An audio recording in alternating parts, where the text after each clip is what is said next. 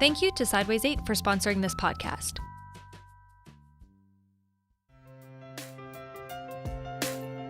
From Susan G. Komen, this is Real Pink, a podcast exploring real stories, struggles, and triumphs related to breast cancer. We're taking the conversation from the doctor's office to your living room.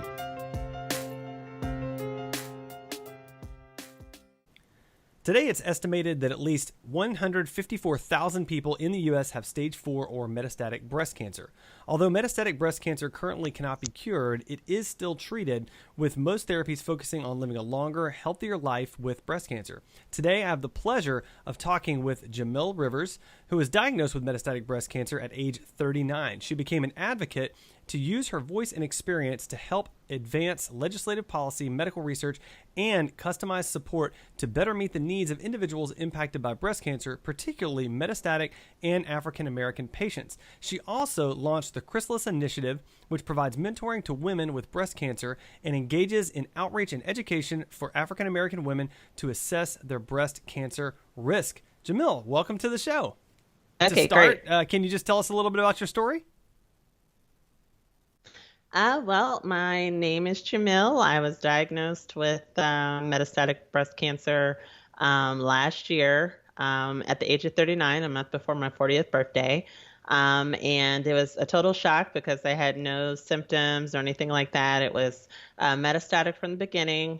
In the winter prior to, I had a cold that just didn't go away. Everyone else in the house had gotten their colds and coughs, and mine just kept lingering. And so I went to my primary doctor, received an antibiotic, and by that point, it just, had already spread to my bones, liver, chest wall, abdomen, spleen, I think bones, lungs.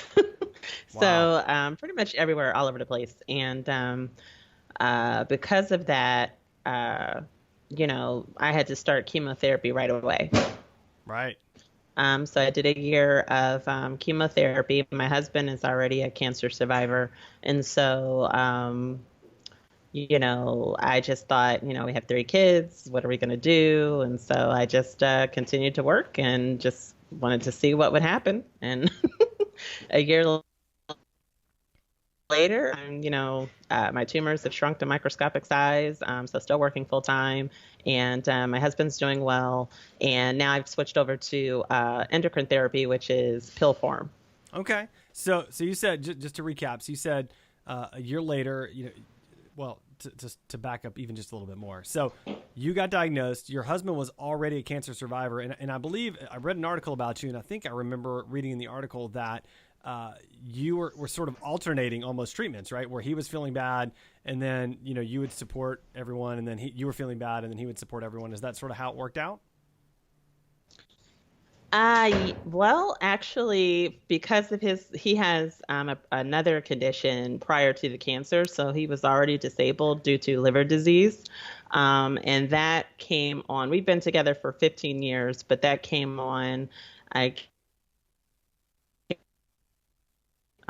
4 years into our relationship, where in 2009 he had to get a liver transplant, and from that point he's been disabled. 2012 he was diagnosed with colon cancer, and he was treated for that. It was stage 1 colon cancer, so he had a colectomy, and that was that. And he had pretty much 6 years of clear scans and just dealing with his primary condition, which was the liver disease called primary sclerosing cholangitis. And then in 2019, that's when I was diagnosed with metastatic de novo breast cancer. And then I did my year of chemotherapy, and a month after I finished chemotherapy, he was diagnosed with kidney cancer. And so, Wow. Wow. It was just like, luckily it wasn't at the same time, but it was just crazy that, we have all this cancer going on. Right. I mean, and while working and while caring for 3 Right. young kids. Wow. That's Exactly. wow. So I kind of felt like, even though I was under the weather, my brain just couldn't fathom us both being sick and having young children. But I just said, even though I'm under the weather, I still have to steer the ship. So I have to keep working. I didn't really want to expose my family to maybe any insecurity or instability. And so I just made an executive decision to continue to work through chemotherapy. And, so I think I'm a living testament of just keeping that normalcy. To me, normalcy represents wellness. And so I had to research how to continue to live my same life, so to speak. I mean, some adjustments, of course, because I'm living with a major illness, but how can I be close to normal as possible and not disrupt, my family's day to day? Yeah. Yeah, that's right. That's right. Well, I think it's really inspiring that you made that choice, and that you seem to be thriving at it. So I'm very thankful for that. Well, let's talk just a little bit about metastatic breast cancer. Can you tell me, what does it mean? Is it a type of breast cancer? Or is it a stage of breast cancer? Can you give me a little more information about that? Well, metastatic breast cancer is when it's advanced stage 4 breast cancer, meaning that your breast cancer has left from its original site in the body, which is typically the breast, and is now spread to a distant organ. And now those Okay. cancer cells have spread to that particular organ, so a distant space in the body. I see. Okay. And you mentioned the shock that it was to sort of get diagnosed, the choice that you made to just keep moving forward, to continue to work, to continue sort of that normal life for you and your family. Can you talk just a little bit more about how you coped with the diagnosis? I mean, was it just the one foot in front of the other? Was there a little bit more to it? Well, I felt like I had to get as much support around me as possible. And so I kind of I'm a research junkie already. I'm a data and evidence junkie. And so I kind of just really overly prepared myself. I'm a very type A project manager type person. And so I thought, okay, I need to learn everything there is to know. I have to make sure that I have all the sufficient supports and really reinforce, my surroundings to have that support system in order to make sure that we kind of go and move into this, I don't want to say battle because I kind of feel like that's an overly used term, Right. but this new undertaking, so to speak. And so I knew that my whole life was going to change completely. And so I just reached out to all the cancer and breast cancer organizations in my immediate area and nationally just to see what support was out there because I had no clue of what I was coming up against. I had just saw, the images maybe in movies and TV and maybe what I've seen from just my own outside experience of what chemotherapy consists of and what does that do. And because of those assumptions, most people told me, oh, you're not going to be able to work and you have to quit. And I mean, I had just started this new job 5 months. So I had only been there for 5 months once I was diagnosed. And I'm sure they probably would have approved my leave, but at the same time, I wanted them to really see what I could do. Right. I knew that this was a growth path for me, which could be great for my career. So I didn't want to sacrifice all that because of something that could be, I just wanted to see what would happen. I didn't want to have to go that route to file for disability or go on public assistance or,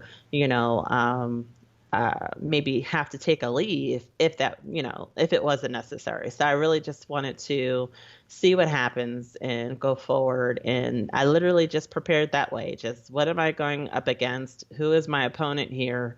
And I'm that type of person where if I have a challenge, I just think about, okay, how am I going to execute on this? I have to research, do my homework, and prepare. And so that's what I did. Yeah, and so you mentioned your research. You mentioned reaching out to support agencies. Can you talk about a little bit about what's been the most helpful to kind of create a community of support around you? Mm-hmm. I think that the biggest thing was having that immediate support, not just with organizations such as Coleman, but also other women that are either metastatic or have had some type of exposure or experience to what, I'm going through so that you really don't have too many surprises. You're going to have surprises, but at least you're not going in walking completely blind. And so I knew that, of course, going into chemotherapy, I was going to lose my hair. I'm going to lose my eyebrows. I'm going to lose my eyelashes. I'm going to be really, really tired. I could have some joint pain. My nails are going to be black. I could have some mouth changes. So I was prepared and was ready to anticipate what all those things would look like and what kind of impact that would have on me and my day to day and how to preemptively prepare for that so that way I could still continue to take care of my kids and go to work. Wow. That's really, I mean, it's really smart to know what you're up against and be able to mentally prepare it's mental toughness to prepare yourself Right. for that. I really admire that. So what would you like others to know about metastatic breast cancer? I would say that the biggest thing is that this is something that, I'll be in treatment for the rest of my life. It's something that, you have to keep moving forward with one day at a time. It never ends. You never know what you're going to run into one day to the next. So also there needs to be more attention and focus to it. I kind of feel like, the same way that breast cancer was kind of like an isolation and taboo to talk about back in the 70s and 80s, and Komen was the leader in order to kind of stop that. It has to be the same thing with metastatic breast cancer now. So stage 4 has to be in the forefront. We're not just Debbie Downers. We want to live a long time with this disease, and live our best life, not just be technically alive, but doing all the things that we enjoy and spend time with the people we love, not be a burden on them. People that are metastatic are not just on hospice waiting to die or on Medicare. Some of us are young. A good proportion of us are young. And so, there has to be more research and more funding for metastatic breast cancer, because currently right now only 5% of breast cancer research goes to metastatic breast cancer. And so there's a lot of us living with this day to day. We're not trying to go anywhere. So there has to be more attention and focus put on us. And we're the neediest of the bunch in comparison to the newly diagnosed as well. But, once you're in that survivorship, your tangible support needs kind of, reduced a bit. But with us, this is like an ongoing marathon. So if we're really going to save lives, we have to be hyper focused on metastatic patients and really focusing on, okay, what are their needs? How are all of our initiatives or whatever we're doing as an organization, how are we supporting them and impacting them if we're really serious about saving lives? Because you don't die from breast cancer in the breast. You die once it leaves the breast and becomes metastatic. That's true. That's true. So let's just talk as we're wrapping up here. What are some sources of support that people living with breast cancer should look up? Well, I mean, Susan G. Komen is a great support resource. I mean, nationally and on the local level. I think being an advocate gives me a lot of great information, but their website is a great tool. Their hotline is also a great tool.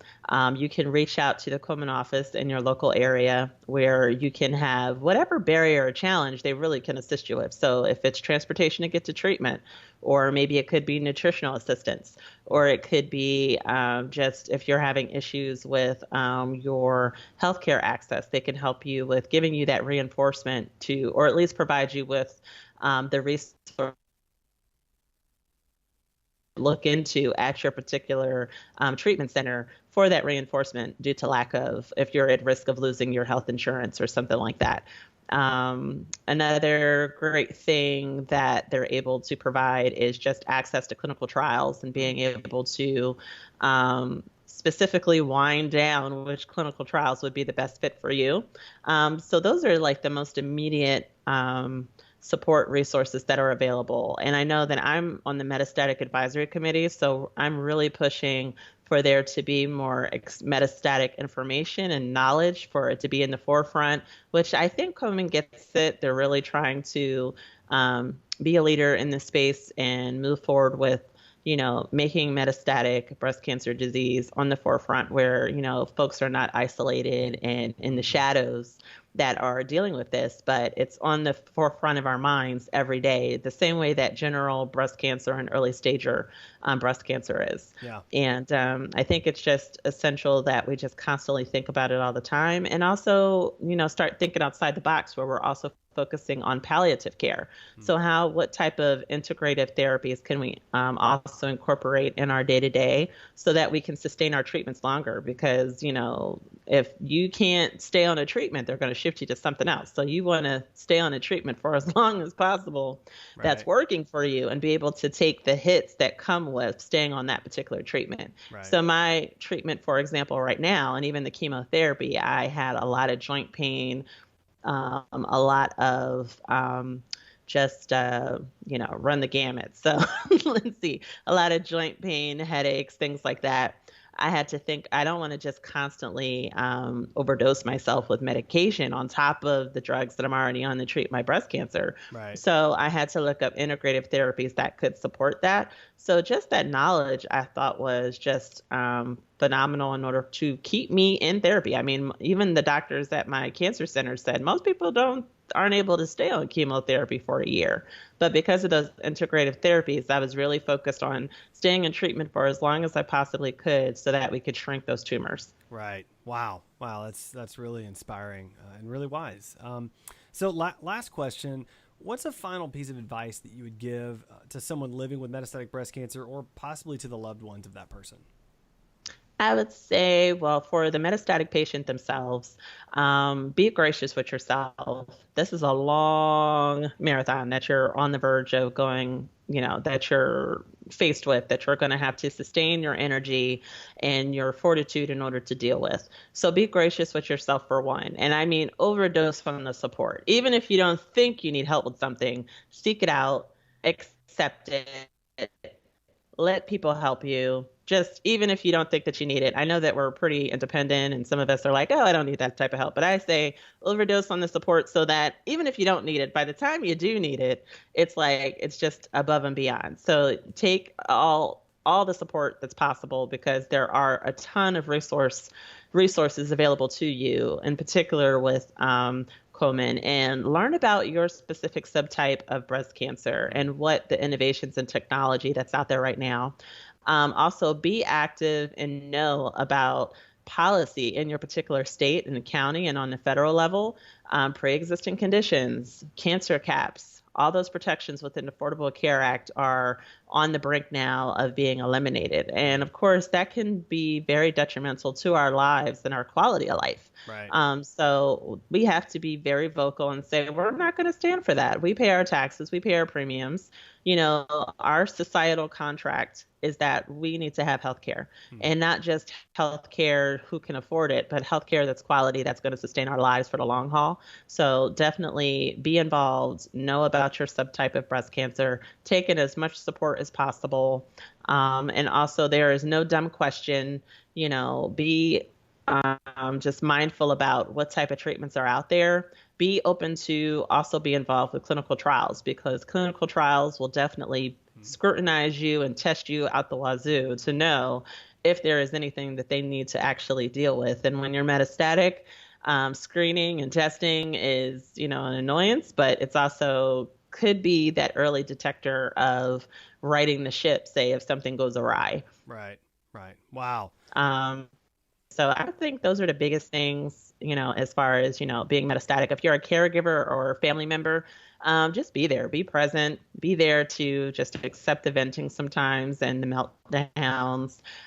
Be there just to help out with the task or run an errand or something like that. Give them a neck rub or a shoulder rub or something like that. There's so many different ways that you can kind of be present. But I think if you just connect with that person and specifically think about what their needs are, just be there and present. Let that come on its own. Just be there and be supportive. Right. Wow. That's great. Well, Jamil, thank you so much for joining me on the show. Your story is really inspiring, and I really appreciate the wisdom that you shared with us here. And for our listeners, to learn more about patient services, financial aid, or other services supported by Susan G. Komen within your community, visit Komen.org or connect with your local Susan G. Komen affiliate. That was great. All right. Thank you.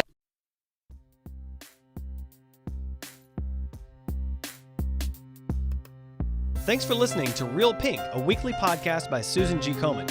For more episodes, visit realpink.komen.org. And for more on breast cancer, visit komen.org. Make sure to check out @Susan G. Komen on social media. I'm your host, Adam. You can find me on Twitter @AJWalker or on my blog, adamjwalker.com. Thank you to Sideways 8 for sponsoring this podcast. We all want to break through the noise on the internet and stand out. Sideways 8 is a digital agency on a mission to improve communication through marketing. Whether they're working with tech companies or national nonprofits, Sideways 8 helps you showcase your value while making it easy for people to find you. Sideways 8 services include website design and development, website care plans, digital marketing strategy, branding and messaging, SEO, pay-per-click advertising, and more. To learn more about highlighting the work your organization is doing, head to sideways8.com/Komen. That's SIDEWAYS, the number 8.com/Komen.